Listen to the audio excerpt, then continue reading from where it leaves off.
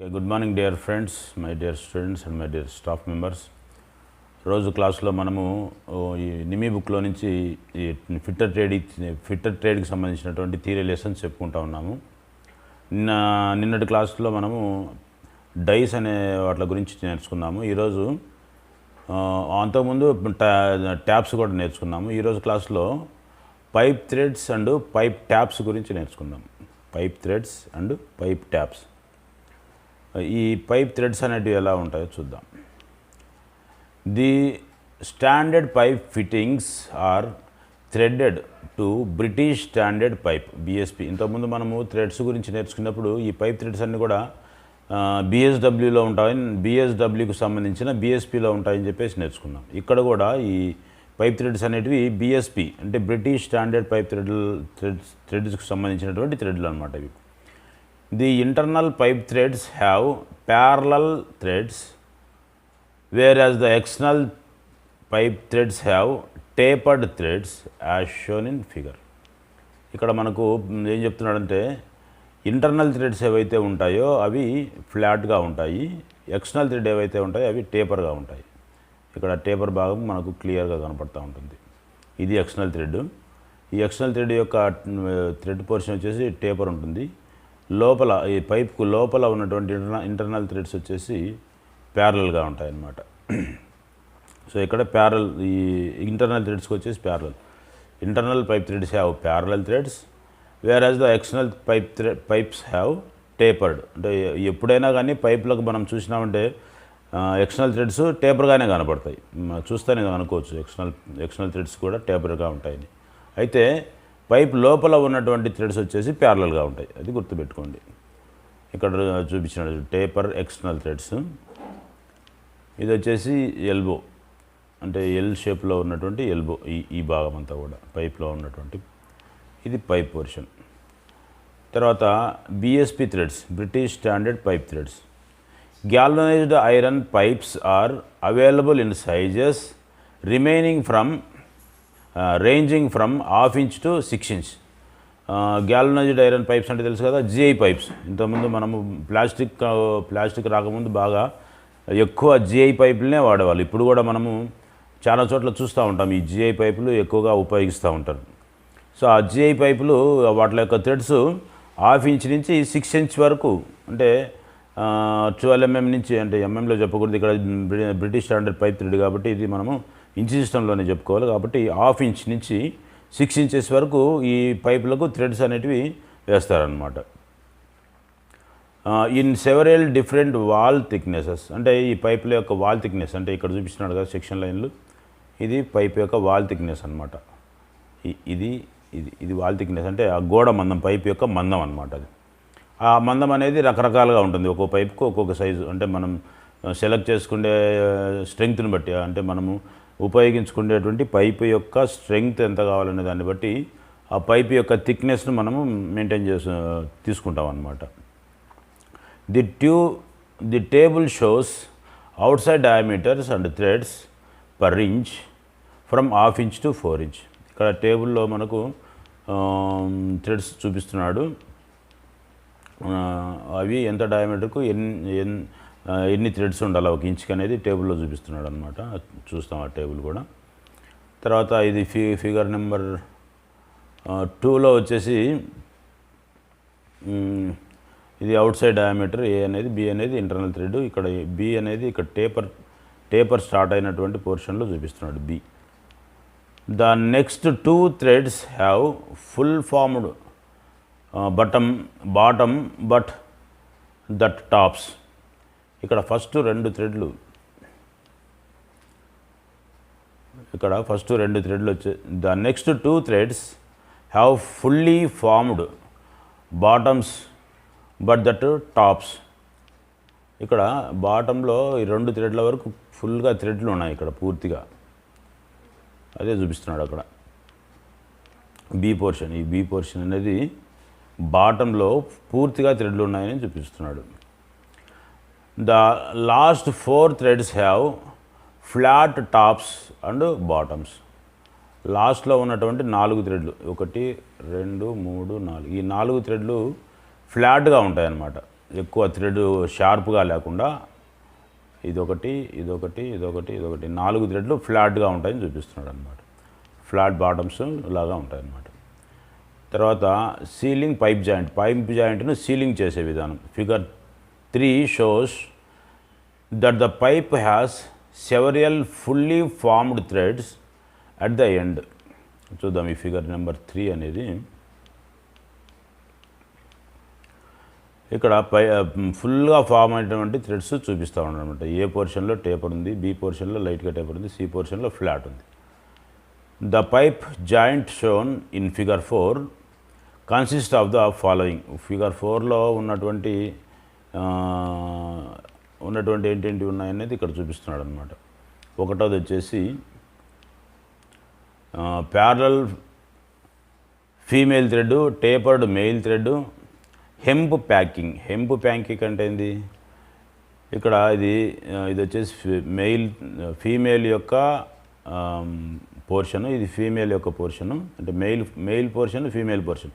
ఈ రెండింటికి మధ్యలో హెంప్ అనేది ఉంది. హెంప్ అంటే ఏం లేదు, మనం సీలింగ్ మెటీరియల్స్కి ఏదైతే వాడతామో, అంటే కొన్ని చోట్ల టెఫ్లాన్ వాడతాము, కొన్ని చోట్ల థ్రెడ్ చుట్టి పెడతాము, లేకపోతే కొన్ని దాంట్లకు రబ్బర్ కూడా చుట్టి పెడతాము, కొన్ని దాంట్లకు యాస్బెస్టాస్ థ్రెడ్ లాంటిది కూడా వచ్చింటుంది, అది కూడా చుట్టి పెడతా ఉంటాం అనమాట థ్రెడ్లకు. దాన్ని హెంప్ అంటారు. లేకపోతే హెంప్ అనేది సపరేట్గా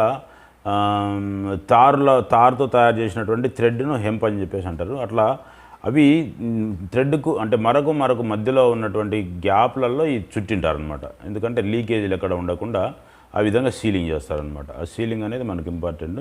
ఇక్కడ టేబుల్ చూస్తాం. టేబుల్ ఏం చెప్పినాడు, BSP pipe sizes are DIN 2999 inside B, అంటే లోపల వేసుకోవాల్సినటువంటి థ్రెడ్లు. థ్రెడ్స్ ఒక ఇంచ్కి ఎన్ని థ్రెడ్లు ఉండాలి? హాఫ్ ఇంచ్ పైపుకు 1 ఇంచ్ లెంగ్త్లో 14 థ్రెడ్లు ఉండాలి. Out side diameter of the pipe. ఒకవేళ అవుట్ సైడ్ డయామీటర్ తీసుకుంటే కనుక పైపు యొక్క డయామీటర్ ఇచ్చినాడు ఇక్కడ 21 అనుకోండి. ఇది 20.955 అన్నాడు కాబట్టి 21 అనుకోండి. సో ఇది అవుట్ సైడ్ డయామీటర్, అంటే పైపు యొక్క డయామీటర్ ఎంత సైజు ఉండాలి అనేది. తర్వాత ముక్కాలు ఇంచ్కి 14 థ్రెడ్లు ఉంటాయి 1 ఇంచ్కి. దాన్ని అవుట్ సైడ్ డయామీటర్ వచ్చేసి 26.441. ఇక్కడ మనము పైపులు సెలెక్ట్ చేసుకునేటప్పుడు చాలా ఇబ్బంది పడతాం. అదే 1/4 ఇంచ్ ఉంది, హాఫ్ ఇంచ్ ఉంది, 1 ఇంచ్ ఉంది అనేది మనము సైజులేమో చెప్తాం కరెక్ట్గానే, కానీ మనం చూస్తే అది కరెక్ట్గా చూసినా కానీ కొలిసినా కానీ అది కరెక్ట్గా 1/4 ఇంచ్ ఉండదు, హాఫ్ ఇంచ్ ఉండదు, 1 ఇంచ్ ఉండదు. కాకపోతే చెప్పుకోవడానికే అట్లా చెప్పుకుంటుంటాం. అదే దానికే ఇక్కడ ఇచ్చినాడు అనమాట. హాఫ్ ఇంచ్ సైజుకు 1 ఇంచ్ లెంగ్త్లో 14 థ్రెడ్లు ఉంటాయి. దాని అవుట్ సైడ్ డయామీటర్ వచ్చేసి 21 ఉంటుంది. దీన్ని ఫాలో అయితే కానీ అది ఏ సైజ్ అనేది మనకు బాగా క్లియర్గా అర్థమవుతుంది అనమాట. అట్లే 1/4 ఇంచుకి వచ్చేసి కూడా 14 థ్రెడ్లే ఉంటాయి 1 ఇంచ్కి. దాని అవుట్ సైడ్ డయామీటర్ వచ్చేసి 26.5 అంటే 26.441 అనుకోండి. తర్వాత 1 inch length 1 inch pipe size అయితే కనుక, అంటే 1 ఇంచ్ పైప్ సైజ్ తీసుకుంటే కనుక దానికి 11 థ్రెడ్లు ఉంటాయి 1 ఇంచ్కి. దాని అవుట్ సైడ్ డయామీటర్ వచ్చేసి 33.245 ఉంటుంది, అంటే 33.5 అనుకోండి, లేకపోతే 33.25 అనుకోవచ్చు. సో అంత ఖచ్చితంగా మనం మెయింటైన్ చేయలేము. ఇంత 0.00తో సహా చూపిస్తున్నాడు ఇక్కడ. తర్వాత 11/4 దీనికి వచ్చేసి 11 థ్రెడ్లు ఉంటాయి. దీని అవుట్ సైడ్ డయామీటర్ వచ్చేసి 22 ఉంటుంది, 42 ఉంటుంది. తర్వాత 11/2 దీనికి కూడా 11 థ్రెడ్లే ఉంటాయి. దీని యొక్క డయామీటర్ అవుట్ సైడ్ డయామీటర్ వచ్చేసి 47.8 ఉంటుంది. అట్లనే 2 ఇంచుల డయామీటర్కు 11 థ్రెడ్లు ఉంటాయి. అది 59.5 లేకపోతే 59.6 ఉంటుంది. తర్వాత 2.5 ఇంచ్ పైప్కి వచ్చేసి 8 థ్రెడ్లే ఉంటాయి. దాని యొక్క అవుట్ సైడ్ డయామీటర్ వచ్చేసి 75.184 ఉంటుంది. 3 ఇంచ్కి వచ్చేసి 8 థ్రెడ్లే ఉంటాయి. దాని యొక్క అవుట్ సైడ్ డయామీటర్ వచ్చేసి 87.884 ఉంటుంది. 4 ఇంచ్ డయామీటర్కి వచ్చేసి 1 ఇంచ్కి 8 మరలు ఉంటాయి. దాని యొక్క అవుట్ సైడ్ డయామీటర్ వచ్చేసి 113.00 అంటే 113 అనుకోండి. సో ఈ విధంగా మనకు టేబుల్ ప్రకారం ఏ సైజుకు ఎంత డయామీటర్ ఉండేది, 1 ఇంచ్కి ఎన్ని మరలు ఉండేది కూడా మనకు ఇక్కడ క్లియర్గా ఇచ్చినాడు అనమాట. సో తర్వాత పైప్ ట్యాప్స్ కూడా ఉన్నాయి ఇక్కడ. పైపుకి వేసేటువంటి taps. Internal pipe threads are usually cut with standard taper pipe taps. అంటే ఈ పైప్కు వేసేటువంటి ఉపయోగించేటువంటి ట్యాప్స్ యొక్క నిర్మాణం ఏ విధంగా ఉంటుందంటే మామూలు జనరల్గా మనం ట్యాప్స్ని చూస్తాం కదా, అదే మాదిరిగా ఉంటుందన్నమాట. టేపర్ థ్రెడ్, ఇక్కడ టేపర్ చూపించినాడు కదా, అట్లా టేపర్ థ్రెడ్ మామూలు మన ట్యాప్స్ ఉన్నట్లే ఉంటుందన్నమాట. తర్వాత వచ్చేసి in gauging internal pipe threads, అంటే పైప్ థ్రెడ్స్ను గేజ్లలో చెప్పాలంటే కానీ, అంటే పైప్ యొక్క సైజు గేజ్లలో చెప్పాలంటే కానీ, the pipe plug thread gauge should be screwed tightly by hand into the pipe until the notch of the gauge is flush with face. When the thread is chamfered, the notch should be flushed with the bottom of the diameter. ఎప్పుడైతే మనము ఆ pipe యొక్క gauge చెప్పాలంటే కానీ ఈ గేజ్ని మనము ఆ థ్రెడ్లో ఉన్న దాని మీదకి ఎక్కిస్తామన్నమాట, థ్రెడ్లోకి తిప్పుతామన్నమాట, ఎక్కేయడం పైప్. ఎప్పుడైతే అది ఇక్కడ ఒక పాయింట్ ఉంది కదా, దాన్ని నాచ్ అంటారు. నాచ్ అంటే ఏం లేదు, ఒక చిన్న గుంట లాంటిది అనమాట. ఆ గుంట ఎక్కడైతే ఆగుతుందో అక్కడ ఈ గేజ్కి మార్క్ ఉంటుంది. ఈ గేజీ పలాని గేజ్కి ఈ గేజీ ఎంత సైజ్ అనే గేజీ ఈ గేజ్ మీద మార్క్ ఉంటుంది అనమాట. సో ఆ నాచ్ అనేది ఎంతవరకు వెళ్తుంది అంటే ఇది ఖచ్చితంగా ఈ నాచ్ వరకు ఆ పైప్ థ్రెడ్లలోకి వెళ్ళిపోయిందా, లేకపోతే బయట నిలబడిందా, లేకపోతే లోపలికి వెళ్ళిపోయిందా అనేది చూసుకోవాలి. అట్లా ఈ ఖచ్చితంగా నాచ్ వరకు వెళ్ళింటే కానీ ఈ గేజ్ ఏ సైజు ఉంటే కానీ ఆ గేజీ పైపు అది మనం చెక్ చేసిన పైపు అదే గేజ్ అని చెప్పి చెప్పొచ్చు అనమాట. తర్వాత వచ్చేసి tap wrenches, removal of broken taps. Tap wrenches అంటే ఇంతకుముందు మనం క్లాసులో ట్యాప్స్ గురించి నేర్చుకున్నాము. ఆ ట్యాప్ యొక్క రించులు ఏ విధంగా ఉపయోగించుకోవాలనేది చూస్తాం ఈ క్లాస్లో. Tap wrenches are used to align and drive the hand taps accurately into the hole to be turn. అంటే మనం ట్యాప్ పట్టుకోవడానికి ఒక సాధనం అయితే కావాలి కదా, ఆ సాధనాన్ని ట్యాప్స్ని పట్టుకోవడానికి ఉపయోగపడేటువంటి సాధనాన్ని ట్యాప్ రించ్ అంటారు అనమాట. ఆ ట్యాప్ రించ్ కరెక్ట్గా ట్యాప్ను పట్టుకుంటుంది. కరెక్ట్గా మనం లొకేషన్లో అంటే హోల్లో ఖచ్చితమైన చక్కగా ఉన్నటువంటి థ్రెడ్లు వేసుకోవడానికి, కరెక్ట్గా అలైన్ చేసుకోవడానికి ఈ ట్యాప్స్ అనేది ఉపయోగపడతాయి అనమాట.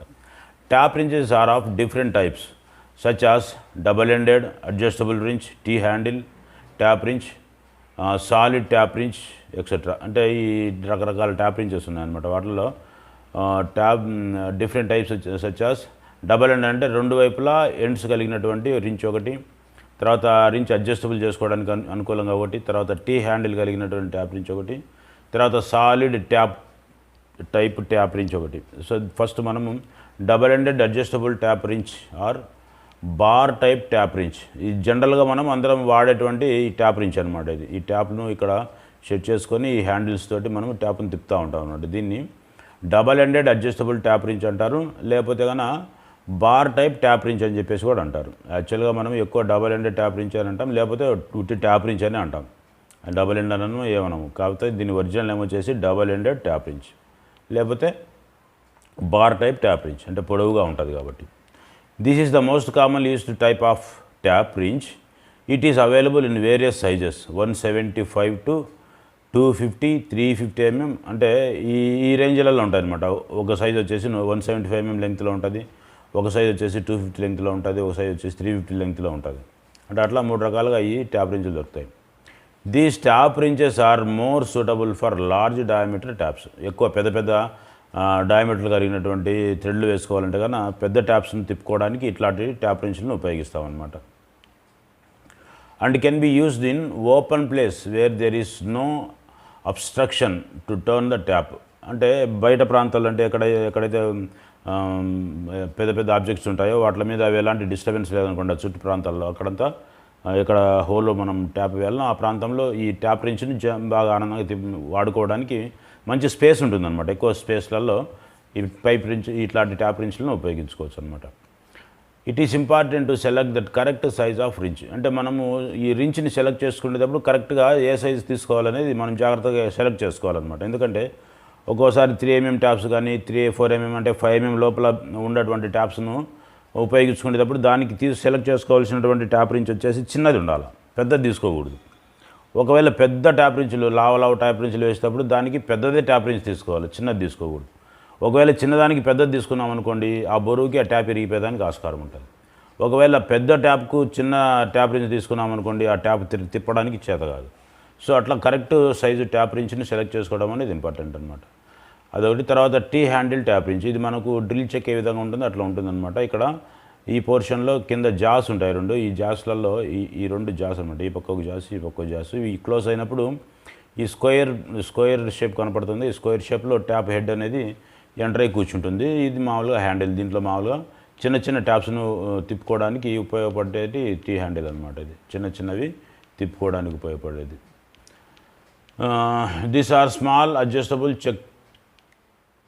Checks with 2 jaws and handle to turn the wrench. అదే ఇప్పుడు చెప్పినాం కదా, అడ్జస్ట్ చేసుకోవడానికి అనుకూలంగా అది డ్రిల్ చెక్ లాగానే ఉంటుందన్నమాట. దానికి 2 జాస్ ఉంటాయి, అడ్జస్ట్ అవుతూ ఉంటాయి లోపలికి బయటికి. And handle to turn the wrench, ఎట్లయినా హ్యాండిల్ ఉంటుంది ఆ రించ్ని తిప్పుకోవడానికి. This tap wrenches is useful to work in restricted places, అంటే ఎక్కడెక్కడైతే రిస్ట్రిక్షన్స్, అంటే ఎక్కువ ప్లేస్ లేకుండా తక్కువ స్థలాలలో, అంటే ఎక్కువ గందరగోళంగా ఉన్నటువంటి ఇంజన్ స్పేర్స్ లేకపోతే మిషన్ స్పేర్స్ ఇన్ని రకరకాలుగా ఉంటాయి కదా మిషన్లలో, అక్కడ ఎక్కువ స్పేస్ లేనప్పుడు ఈ హ్యాండిల్ తోటి చిన్నగా ఒక చేతిని తిప్పుకోవడానికి అనుకూలంగా ఈ ట్యాప్ రించ్ని వాడుకోవచ్చు. And is turned with 1 hand only, దీన్ని ఒక చేతిని తిప్పుకోవడానికి అనుకూలంగా ఈ ట్యాప్ రించ్ని తయారు చేస్తారనమాట. Most suitable for smaller size of taps, అంటే చిన్న ట్యాప్స్నే ఎక్కువగా ఈ ట్యాప్ రించ్ తోటి ఉపయోగించుకోవచ్చు అనమాట. ఈ ట్యాప్ రించ్ను ఉపయోగించుకోవడం అనేది చిన్న ట్యాప్స్, అంటే 5 mm 6 mm వరకు, అంతకంటే పెద్దవి లేకుండా చిన్న ట్యాప్స్నే ఈ ట్యాప్ రించ్ తోటి మనము ట్యాపింగ్ చేసుకోవచ్చు అనమాట. తర్వాత ఇంకోటి వచ్చేది solid type tap wrench. Solid అంటే ఇదంతా సాలిడ్గా ఉంటుంది అనమాట, ఒకటే solid. Solid type tap wrench. This wrenches are not adjustable, ఇవి అడ్జస్ట్ చేసుకోవడానికి ఉపయోగపడవు. అంటే ఈ హ్యాండిల్ని అడ్జస్ట్ చేసుకోవడం కానీ, లోపల ట్యాప్లు రకరకాల ట్యాపులు పెట్టుకోవడానికి కానీ అడ్జస్ట్మెంట్స్ ఏముండవు అనమాట. దీంట్లో ఈ పక్క స్క్వేర్ హోల్ చిన్నదిగా ఉంది, ఈ పక్క ఒక స్క్వేర్ హోల్ పెద్దదిగా ఉంది. అట్లా 4 వైపులా 4, ఈ పక్క ఒకటి ఈ పక్క ఒకటి కూడా ఉంటుంది. అవి 4 రకాల ట్యాప్స్ సైజులను సెట్ చేసుకోవడానికి అనుకూలంగా 4 స్క్వేర్ హోల్స్ ఉన్నటువంటి సాలిడ్ టైపు ట్యాప్ రించ్ అనమాట అది. These can take only certain sizes of taps, అంటే కొన్ని రకాలకు చెందినటువంటి ట్యాప్స్లు మాత్రమే, అంటే కొన్ని సైజులకు సంబంధించినటువంటి ట్యాప్స్ మాత్రమే ఇది తీసుకోగలుగుతుంది. This eliminates the use of wrong length, అంటే రాంగ్ లెంగ్త్ అంటే ఎక్కువ లెంగ్త్ను తీసుకోనియదు అనమాట. అంటే ఇది ఉండే తక్కువ లెంగ్తే, ఎక్కువ లెంగ్త్ ఉండదు. అట్లనే ఇది ఎక్కువ లెంగ్త్ ఉన్నటువంటి jobs. This eliminates the use of wrong length of the tap wrench, అంటే ఎక్కువ పొడుగు ఉన్నటువంటి ట్యాప్ రించ్లను మనం సెలెక్ట్ చేసుకునే పని లేకుండా ఈజీగా ఒకటే ట్యాప్ తోటి మనము ట్యాపింగ్ చేసుకోవడానికి అనుకూలంగా ఈ సాలిడ్ టైపు ఉపయోగపడుతుంది అనమాట.